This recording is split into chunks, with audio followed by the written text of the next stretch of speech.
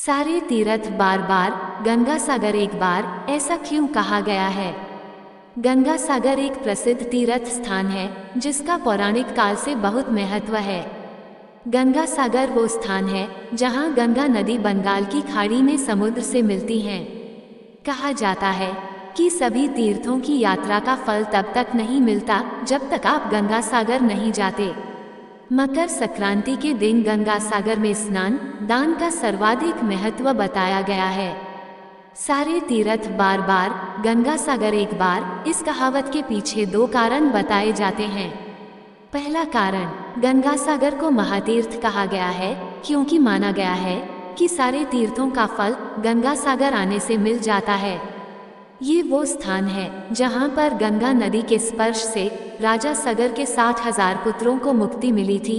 इसीलिए कई श्रद्धालु लोग यहाँ आकर अपने पितरों का श्राद्ध, तर्पण व पिंडदान करते हैं और पूर्वजों की मुक्ति की कामना करते हैं। इस कारण से लोग एक बार तो गंगा सागर की यात्रा जरूर करना चाहते हैं। इसीलिए कहा गया है, सारे तीर्थ बार बार, गंगा सागर एक बार। पुराणों में भी गंगा सागर में दान और स्नान को धार्मिक और आध्यात्मिक दृष्टि से काफी महत्वपूर्ण बताया गया है। दूसरा कारण, कोलकाता से गंगा सागर जाने के लिए पहले 86 किलोमीटर दूर काकाद्वीप जाना होता है, जहां हॉवुड पॉइंट से 3.5 किलोमीटर स्टीमर नाव के जरिए सागर द्वीप पहुंचते हैं। इसके बाद सागर द्वीप पर 32 किलोमीटर यात्रा करने के बाद गंगा सागर तीर्थ आता है। पुराने समय में ये यात्रा काफी दुष्कर और कठिन थी। कई दिन की यात्रा करने के बाद लोग गंगा सागर पहुंच पाते थे, इसीलिए लोग दोबारा जाने की सोचते भी नहीं थे। इसीलिए लोग कहने लगे, सारे तीर्थ बार बार, गंगा सागर एक बार। गंगा सागर की कहानी क्या है? रामायण की एक कथा के अनुसार अयोध्या के राजा सगर अश्वमेध यज्ञ कर रहे थे। उनके प्रताप से डरकर देवताओं के राजा इंद्र ने उनके यज्ञ का घोड़ा चुरा लिया और कपिल मुनि के आश्रम में जाकर बांध दिया। राजा सागर की दो रानियां थीं, केशिनी और सुमति। केशिनी का एक पुत्र था जिसका नाम असमंजस था और सुमति के 60,000 पुत्र पैदा हुए थे।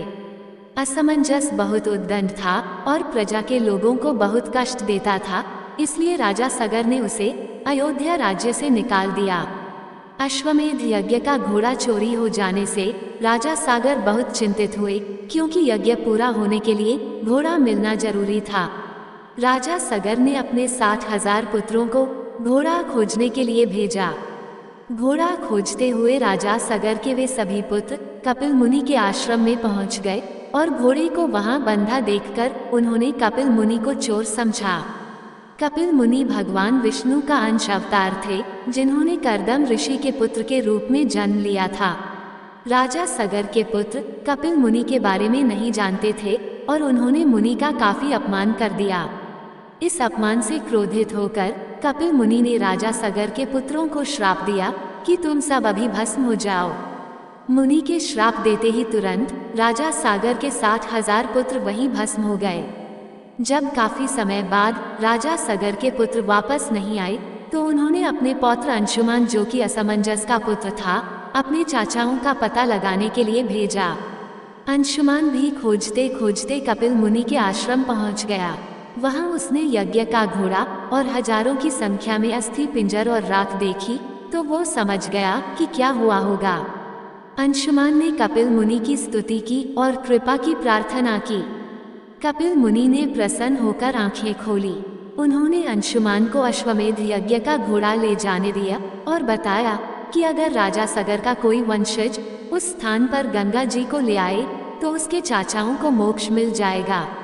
अंशुमान घोड़ा लेकर अयोध्या वापस आ गया और राजा सागर ने यज्ञ पूरा किया। राजा सगर ने अगले 30,000 वर्षों तक राज्य किया। फिर वे अंशुमान को राज्य सौंपकर स्वर्ग सिधार गए। अंशुमान ने गंगा जी को पृथ्वी पर लाने का बहुत प्रयास किया, लेकिन वो अपने जीवन में सफल नहीं हो पाया। अंशुमान के पुत्र दिलीप ने भी काफी तप किया, लेकिन वो भी गंगा को लाने में असफल रहे। राजा दिलीप के बाद उनके पुत्र भागीरथ अपने अथक प्रयास और घोर तप से गंगा को पृथ्वी पर लाने में सफल हुए। गंगा सागर कैसे जाएं? गंगा जी ने आश्वासन दिया कि मैं पृथ्वी पर जरूर आऊंगी, परंतु जिस समय मैं स्वर्गलोक से पृथ्वी पर आऊंगी उस समय मेरे प्रवाह को रोकने के लिए कोई उपस्थित होना चाहिए।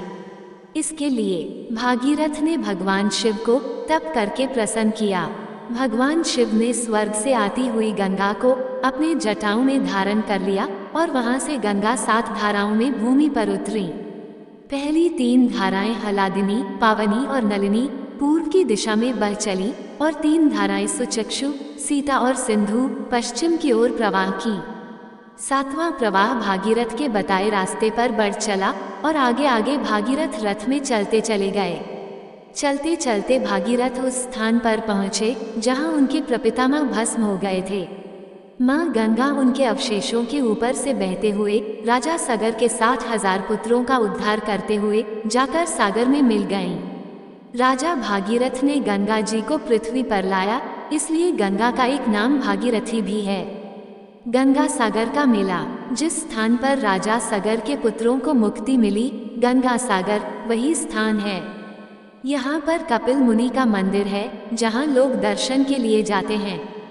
गंगा जी जिस दिन पृथ्वी पर अवतरित हुई वो मकर संक्रांति का दिन था। संक्रांति के दिन गंगा सागर में स्नान का बहुत महत्व है, इसलिए हर साल मकर संक्रांति के दिन गंगा सागर में विशाल मेला लगता है जहाँ लाखों लोग स्नान और दान के लिए आते हैं। गंगा सागर का मेला 5 दिन तक चलता है। इस दौरान तीर्थयात्री लोग मुंडन, श्राद्ध, पिंडदान और समुद्र में पितरों को जल अर्पित करते हैं। गंगा सागर में कपिल मुनि का प्राचीन मंदिर था जो कि समुद्र में समा गया।